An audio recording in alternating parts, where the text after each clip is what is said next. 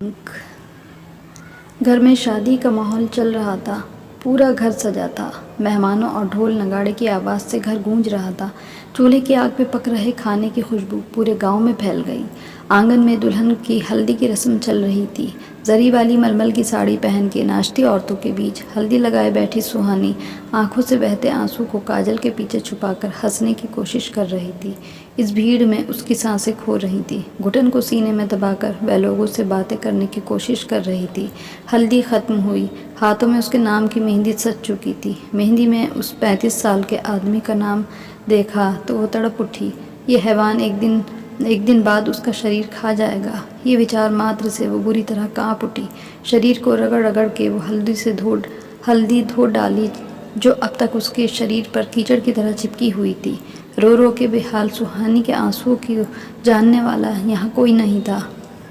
क्या मैं इसलिए बनी हूँ? किसी और की गलती की सज़ा मैं क्यों भुगतूँ? सुबह होते ही मेहमानों की चहल पहल में ये बात फैल गई कि सुमन गायब है। बातें बनना शुरू हो गईं।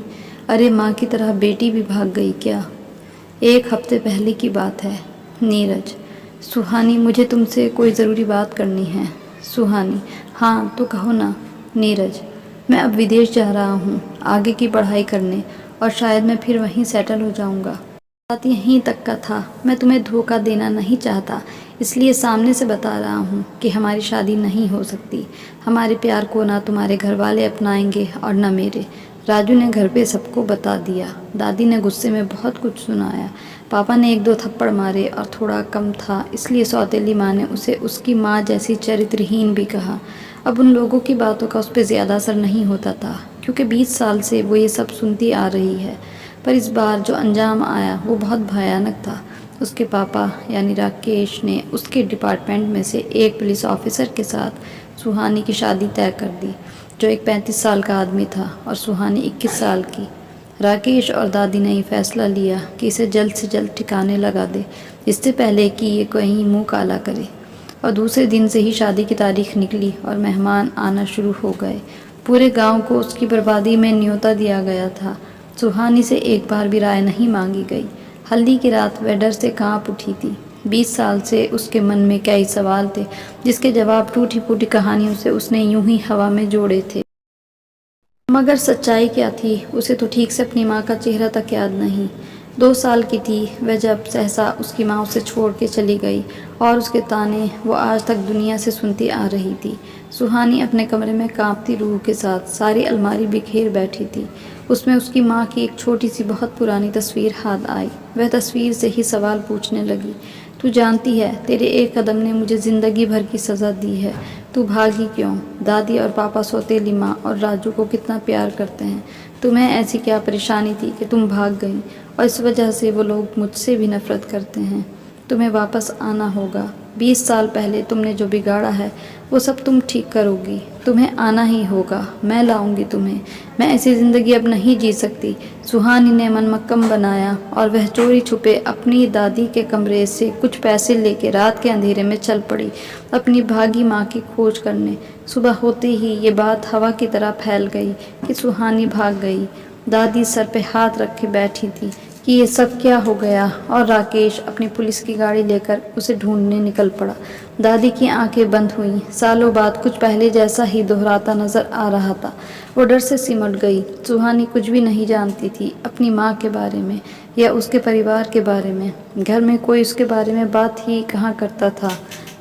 वह अपना मुंह छुपाते मेहंदी वाले हाथ चुन्नी से ढक के बड़ी मुश्किल से अपने दूर के मौसी के गांव पहुंची, जिसे उसने 12 साल की उम्र में देखा था। इसलिए शायद उसके गांव का नाम याद रह गया था। बाकी उसे तो ये तक नहीं पता था कि उसकी माँ रहती कहाँ थी। उसके मौसा जी गांव के मुखिया थे, इसलिए उसके घर पहुंचने में ज़्यादा तकलीफ़ नहीं हुई। उसके घर पहुंचकर पहले मौसी के मिन्नतें की कि घर पे कुछ ना बताए। फिर सारी बातें बताकर उसने मौसी से ये जान लिया कि उसके नाना नानी किस गांव में रहते थे, जो कि वो दोनों शायद अब जिंदा नहीं थे, लेकिन इंसान की पहचान हमेशा जिंदा रहती है। अपनी मौसी से विदाई लेके वह पहुंची अपने नाना नानी के गांव। गांव काफ़ी छोटा था, इसलिए उसमें पाठशालाएँ भी बहुत कम थीं। उसने सभी पाठशाला में जाके अपनी माँ का नाम बता के कुछ जानने की कोशिश की, मगर कुछ हाथ न लगा। कोई भी पाठशाला में उस नाम की कोई लड़की पढ़ती ही नहीं थी, और वैसे भी इतने पुराने छात्रों के बारे में खोज करने की वहाँ किसको दिलचस्पी थी। वह नाना नानी के घर के आसपास पूछताछ करने लगी। तब उसे ये पता चला कि जिस नाम को वो यहाँ तलाश कर रही थी वह नाम उसका था ही नहीं। उसकी माँ का नाम पूर्वी था, जो शायद ससुराल वालों ने बदलकर पद्मनी कर दिया था। फिर सही नाम की तलाश शुरू हुई। एक पड़ोसी ने बताया कि उसकी बेटी भी पूर्वी के साथ पढ़ाई करती थी, लेकिन अब तो वो भी ससुराल थी। थोड़ी कोशिशों के बाद उससे बात हो पाई। तब पता चला कि पूर्वी उसके साथ सिर्फ 12वीं तक पढ़ी थी। फिर वह कॉलेज करने पुणे चली गई। कॉलेज का नाम जानकर उसका शुक्रिया अदा कर वह चली छोटे से गांव से पूना। कक्षा 10 तक पढ़ी सुहानी कभी घर से दूर भी नहीं गई थी, और आज वह इतनी साहसी बन गई कि अकेली इस जगह से उस जगह भटक रही थी। ना ही पास फ़ोन और ना ही कोई मददगार। यूं ही एक मंजिल तय कर चल पड़ी थी अनजानी राह पे। पूना जाने का सफ़र बहुत लंबा था। ट्रेन की टिकट लेके वे स्टेशन पे बैठी। तब उसे ये एहसास हुआ कि वे इतनी भीड़ भाड़ वाली दुनिया में भी बिल्कुल अकेली है, तन्हा, और इसकी वजह है मेरी माँ। याद आते ही उसकी आंख में आंसू आ गए और मन में घृणा। तब तक ट्रेन आ गई। कुछ खाने की चीज़ें लेकर वह ट्रेन में चढ़ गई। बहुत लंबा सफ़र और तन्हाई। मन में कई सवाल थे। मेरी माँ ने इतनी पढ़ाई की थी, मुझे तो सिर्फ 10 तक पढ़ने को मिला, और वह इतने छोटे से गांव से पूना तक पहुंची थी। इतनी पढ़ी लिखी होने के बावजूद उसने ऐसा कदम क्यों उठाया? दादी सच बोलती हैं कि वह अपने आशिक के साथ भाग गई, मगर इतनी पढ़ी लिखी लड़की ऐसा कदम क्यों उठाएगी? क्या उसे एक बार भी मेरे बारे में ख्याल नहीं आया होगा? क्या वो इतनी स्वार्थी होगी? सहसा मन ने इस बात को जहन तक नहीं पहुंचने दिया। दिल के कई कोने से एक आवाज़ आ रही जो शायद कहना चाहती थी कि बात कुछ और है, मगर आज तक उसने जो देखा सुना वह सब उसे जो दबी आवाज़ सुनने से रोक रहा था। मन में कई सवालों के साथ ये सफ़र भी ख़त्म हुआ। वह रिक्शे वाले को पैसे खिलाते खिलाते कॉलेज तक पहुंची। ये वो अंतिम कड़ी थी जहाँ से शायद उसकी माँ के बारे में कुछ पता चल सके। कॉलेज की इमारत देख वह थोड़ी देर थम गई। इतनी बड़ी और सुंदर जगह उसने आज तक देखी नहीं थी। माँ यहाँ पढ़ा करती थी। इतनी बड़ी जगह में कौन मुझे इतने पुराने छात्र के बारे में बताएगा? उसने धीरे धीरे क्लर्क ऑफिस की तरह कदम बढ़ाए। वहाँ पे बैठे बूढ़े इंसान जो चश्मा चढ़ाए कंप्यूटर में कुछ कर रहे थे। उसने सुहानी की आवाज़ को 2 बार अनसुना ही कर दिया। तीसरी बार ज़ोर से सुहानी बोली, सर, 23 साल पहले यहाँ एक लड़की पढ़ती थी, पूर्वी। उसके बारे में कुछ जानना है। पूर्वी नाम सुनते ही ऑफिस में खड़ी एक औरत के हाथ से चश्मा गिर गया। उस क्लर्क ने तो 23 साल सुनते ही मना कर दिया। ये कह गए कि हम किसी को पहचान ऐसे नहीं बताते, और ऐसे ही पुराने बेमतलबी काम करते फिरेंगे तो आज का काम कौन करेगा? पर पीछे खड़ी औरत के हाव-भाव तब से बदले थे जब से उसने पूर्वी का नाम सुना था। निराश होकर सुहानी वहीं सीढ़ियों पे बैठ गई। आंख से आंसू बहने ही वाला था कि उस औरत ने सुहानी को अपने पास बुलाया, अपने केबिन में ले जाकर पानी पिलाया, फिर पूछा, तुम कौन हो? मैं उर्वी चौधरी की बेटी सुमन हूँ। 2 नाम सुनते ही उस औरत ने लंबी सांस ली। मेरा नाम निमिता है। मैं तुम्हारी माँ की पक्की सहेली हूँ। हम दोनों यहाँ साथ में पढ़ते थे। बहुत अच्छी दोस्त थी वो मेरी। अब सुहानी खुद को रोक ना पाई। जैसे दिल खाली करने को कोई कंधा मिला हो, ऐसे वो रो पड़ी। इस दुनिया में कोई तो था जो उसकी माँ को जानता था। बिना राह की मंजिल पाने चली थी वो, जिसमें नमिता का पहला कदम था। निमिता ने सुहानी को शांत किया। उसके बाद प्यार से पूछा, क्या हुआ? तुम इस तरह यहाँ और अपनी माँ को क्यों ढूंढ रही हो? सुहानी ने 2 साल से लेकर आज तक की सारी कहानी बता दी। सुहानी का साहस देख निमिता की आंखें भी गीली हो गईं। मैं अपनी माँ के बारे में कुछ नहीं जानती। क्या आप मुझे कुछ भी बता सकती हैं? वो किसके साथ भागी होंगी? निमिता, तुम्हारी माँ भागने वालों में से नहीं थी। वो अकेली ऐसी लड़की थी हमारे कॉलेज में जो पूरे गांव का सामना कर यहाँ कॉलेज पढ़ने आती थी। बहुत हिम्मत वाली थी वो, मगर उसके घर पे कुछ हुआ और उसकी शादी एक पुलिस वाले के साथ हो गई और उसने कॉलेज आधा छोड़ दिया। लेकिन वह अपनी 2 साल की बेटी को यूं छोड़कर भाग जाए, ऐसा तो हो ही नहीं सकता। उसके साथ उस रात कुछ तो हुआ था जो आज तुम्हारी बातों से मुझे लग रहा है। सुहानी, किस रात? जब तुम छोटी थी और तुम्हारी माँ प्रेग्नेंट थी, तब एक रात 1:30 बजे मुझे उसका फ़ोन आया था। वो कुछ कहना चाहती थी मगर फ़ोन कट गया। पता नहीं, पर उसके बाद उससे कभी बात ही नहीं हो पाई। मुझे उसकी चिंता होने लगी तो मैं तुम्हारे घर भी आई थी, मगर वहाँ का माहौल तो बहुत भयानक था। तुम्हारे नाना नानी का चेहरा काला करके सब उन्हें गालियाँ दे रहे थे। किसी से पता चला कि पूर्वी भाग गई है। उस समय मुझे कुछ समझ नहीं आया और इस बात को इतने साल हो गए। ये सब सुन सुहानी और उलझन में पड़ गई। वो वहाँ से निमिता का शुक्रिया अदा करके वापस स्टेशन आती है। जितने सवाल यहाँ आते वक्त थे उससे कई ज़्यादा यहाँ से जाते वक्त थे। अब कहाँ जाना है ये उसे खुद नहीं पता था। वह स्टेशन में ही बैठी रही। उसके मन के अंदर इतना शोर था कि उसे बाहर के कोलाहल से कोई फ़र्क नहीं पड़ रहा था। वह सोचती रही, निमिता आंटी के हिसाब से माँ एक बहुत अच्छी लड़की थी और बहादुर भी। तो फिर ऐसी क्या वजह थी जिसने माँ को भागने के लिए मजबूर किया, वो भी प्रेगनेंसी के दौरान। कहीं कुछ तो अनहोनी हुई है, कुछ तो गलत हुआ है जो आज तक छुपा हुआ है सबसे। माँ अगर सही में भागी थी तो फिर पापा तो पुलिस हैं, उन्होंने माँ को ढूंढा क्यों नहीं? माँ के जाते ही 1 महीने में उन्होंने दूसरी शादी क्यों की? इन सब में एक बात है जो बहुत अजीब है, माँ का प्रेगनेंसी के दरमियान भाग जाना। शायद डॉक्टर अंकल को पता हो। अचानक से आए इस विचार ने उसके होठों पर हल्की मुस्कान ला दी, मानो घने अंधेरे में कोई मोमबत्ती लेके खड़ा हो। सुहानी ने जल्दी से अपने गांव की टिकट करवाई और ट्रेन में बैठ के पहुंची अपने गांव। उस गांव में एक ही डॉक्टर था। ज़्यादातर औरतों की डिलीवरी वहीं करते थे। सुमन की सौतेली माँ की डिलीवरी भी वहीं की गई थी। वहाँ जाके उसने डॉक्टर को पहले धीरे से समझाया कि उसके पापा को ये बात पता न चले। डॉक्टर विजय, सुहानी बेटा, तुम्हें ऐसा भी क्या जानना है मुझसे? सुहानी ने सारी बात डॉक्टर विजय को सुनाई, मगर इस बार उसके मन में अपनी माँ के प्रति घृणा नहीं थी, चिंता थी। अंकल, आप मेरी माँ के बारे में कुछ भी बता सकते हो। मैं अब तो इतना ज़रूर जानती हूँ कि वे भागी नहीं थी। ज़रूर कोई वजह थी जिसने उन्हें ऐसा कदम उठाने पर मजबूर किया। नहीं बेटा, मैं इस बारे में कुछ भी नहीं जानता, और उसको इतने साल बीत गए कि कुछ याद भी नहीं। ये सुनते ही सुहानी की एक आखिरी आशा भी टूट गई। ये देख डॉक्टर ने उससे कहा, तुम निराश मत हो, मैं पुरानी फाइल खोल के देखता हूँ, शायद उसमें तुम्हारे काम का कुछ मिल जाए।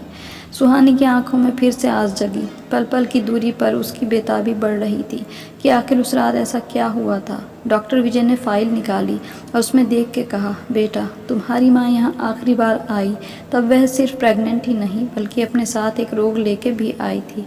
इससे मुझे याद आया कि तुम्हारी माँ का शायद 3 बार अबॉर्शन भी हो चुका था और उस समय उसके गर्भ में जो बच्चा था वो भी बड़ी मुश्किल से पल रहा था। उस गर्भाशय के रोग की वजह से बच्चे के जन्म के बाद भी उसकी सर्जरी भी होने वाली थी। पर फिर तो ये सब सुनना सुहानी के लिए आसान नहीं था। ये सब क्या हो रहा था उसकी माँ के साथ और उस बच्चे के साथ भी। अब कोई ऐसा नहीं बचा था उसकी दादी और पापा के सिवाय जो उसे उस रात की कहानी के बारे में बता सके। निराशा के बादल ओढ़ वह सुनमुन यूं ही चली गई। हॉस्पिटल के बाहर बैठ के वे रो रही थी। मुंह से हल्की सी चीख निकल गई, माँ तू कहाँ है? तुम्हारे साथ क्या हुआ था? तुम जहाँ भी हो मेरे पास आ जाओ, माँ मेरे पास आ जाओ। उसके शब्द अब आंसू बन के बहने लगे। उसे अब कोई परवाह नहीं थी कि गांव में कोई उसे देख लेगा या उसके पापा उसे घसीटते ले जाएंगे। उसके जहन में अब सिर्फ उसकी माँ दौड़ रही थी। सहसा कोई उसके सामने आके खड़ा हो गया। राजू, तुम हाथ पे हाथ धरे कुछ भी नहीं होने वाला। अब वक्त आ गया है कि आमने सामने की बात की जाए। सुहानी बड़े जोश के साथ घर गई। जाके सीधे रुकी अपने पिता के कमरे में। अलमारी खोल उसमें से बंदूक निकाली और जाके ताक दी राजू के सिर पर। घर में सबकी जान हथेली में आ गई। अचानक इतने दिनों बाद घर आई सुहानी का ये रवैया देख सब हैरान हो गए। दादी, अरे क्या कर रही है पागल लड़की, छोड़, राजू को गोली चल जाएगी तो अनर्थ हो जाएगा। घर में से चीखने चिल्लाने का शोर आने लगा। सभी पड़ोसी तमाशा देखने पहुंच गए। सुहानी, अनर्थ तो हो चुका है दादी, मेरी माँ के साथ। अब मुझे किसी की परवाह नहीं, मुझे परवाह है तो सिर्फ मेरी माँ की और उसकी कोख में पल रहे उस बच्चे की।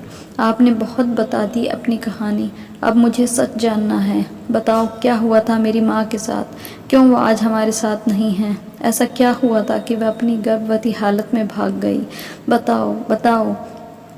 उसकी आवाज़ में ना तो पहले जैसा डर था और ना ही किसी की मर्यादा। सुहानी को ऐसा देख सबके पसीने छूट गए। राकेश और दादी डर के मारे कांप उठे। राकेश, बताता हूँ, तुम राजू को कुछ मत करना, छोड़ दो उसे, छोड़ दो, उसकी कोई गलती नहीं है। सुहानी, गलती तो मेरी भी नहीं थी, 19 साल से फिर भी मैं भुगत रही थी ना, तो अब ये भी भुगतेगा। अब आप सच बताओ, वरना आज अपने लाडले बेटे से हाथ धो बैठेंगे। नहीं नहीं, डर के मारे राकेश तोते की तरह बोलने लगा। तुम्हारी माँ जब कॉलेज के आखिरी साल में थी, तब तुम्हारे नाना को किसी ने दारू के धंधे में फंसाया था। मैंने तुम्हारे नाना को छोड़ने पे एक शर्त रखी और उसी शर्त के अनुसार तुम्हारी माँ की मुझसे शादी हुई। शुरुआत में सब ठीक चल रहा था, वह अपना कॉलेज छोड़ घर संभालती थी और फिर तुम्हारा जन्म हुआ। घर में एक बेटी के बाद अब हमें एक बेटा चाहिए था। उसी वजह से तुम्हारी माँ का 3 बार अबॉर्शन करवाया, क्योंकि तीनों बार उसकी कोख में लड़की ही पल रही थी। हर बार तुम्हारी माँ नहीं मानती और हमें ज़बरदस्ती करनी पड़ती। जब वह चौथी बार प्रेग्नेंट हुई तो डॉक्टर ने कहा कि उसके गर्भाशय में गांठ हो गई है, इससे बच्चे के बाद वह कभी प्रेग्नेंट नहीं हो सकेगी। लेकिन हमने दूसरे डॉक्टर को दिखाया, जिसने हमें कहा कि ऐसा कुछ नहीं होगा, ऑपरेशन के बाद वह फिर से प्रेग्नेंट हो सकती थी।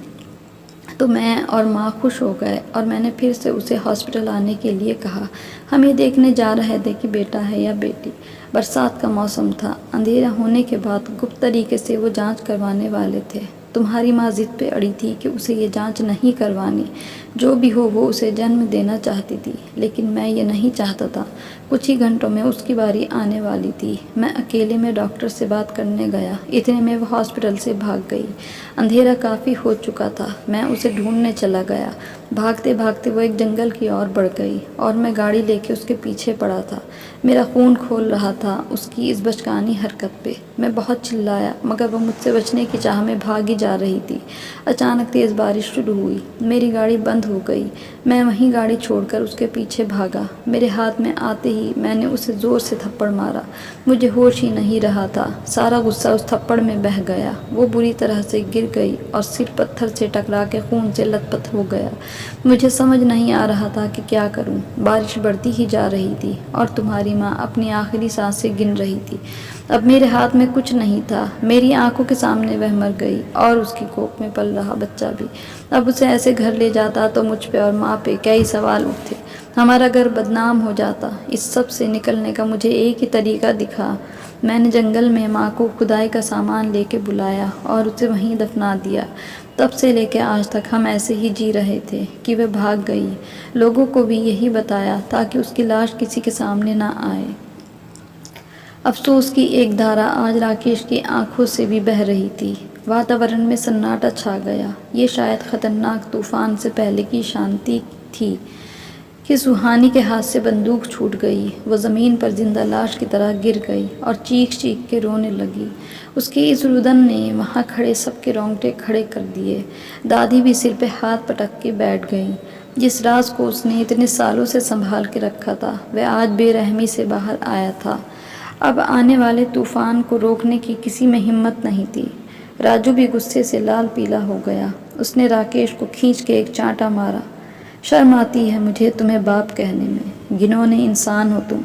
अब सब बर्बाद हो चुका था। सुहानी दौड़ के गई राकेश के पास और उसकी कमीज़ खींच के गुस्से में बोलने लगी। इतनी भी क्या लालसा थी तुम्हें बेटे की कि उसके सामने तुम्हें कुछ न नज़र आया।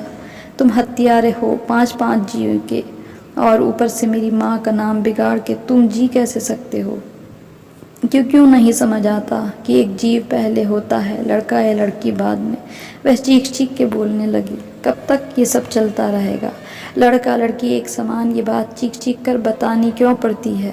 दोनों की तुलना करें ही क्यों? दोनों की अपनी अपनी अहमियत है। दोनों के बिना समाज अधूरा है। फिर सिर्फ लड़के की आशा क्यों? लड़कियों को क्यों ये साबित करने की ज़रूरत है कि वह लड़कों से कम नहीं? क्या वह एक लड़की बनकर नहीं रह सकती? किसी से उसके पद की तुलना क्यों करते हो? न जाने मेरी माँ की तरह और कितनी औरतें इस दुख से गुजर रही हुए हैं। बंद करो ये घिनौनी हरकत। ईश्वर के दिए जीव को पालना सीखो, उसके मोल करके उसे मारना नहीं। हर शादी के पहले क्या दहेज के साथ ये शर्त भी रखनी पड़ेगी कि लड़की ऐसी घटिया इरादों के लिए अबॉर्शन नहीं करवाएगी। सभी चुप थे। सुहानी की आवाज़ सबके कानों से होकर दिल को छू रही थी। मुझे नहीं रहना ऐसे समाज में। वह पीछे मुड़ी और राजू के पास गई। अगर उस दिन हॉस्पिटल में तुमने मेरी हिम्मत बढ़ा के ये काम नहीं करवाया होता तो शायद एक घिनौना राज ही रह जाता। शुक्रिया मेरी माँ के नाम से ये कलंक हटाने के लिए, कह के वह बिना पीछे मुड़े चली गई, अपनी माँ को न्याय दिलाने की नई राह पे। हमारी कहानी कैसी लगी इस पर एक कमेंट ज़रूर कीजिएगा और इस कहानी को लाइक ज़रूर कर दीजिएगा। कहानी देखने के लिए शुक्रिया।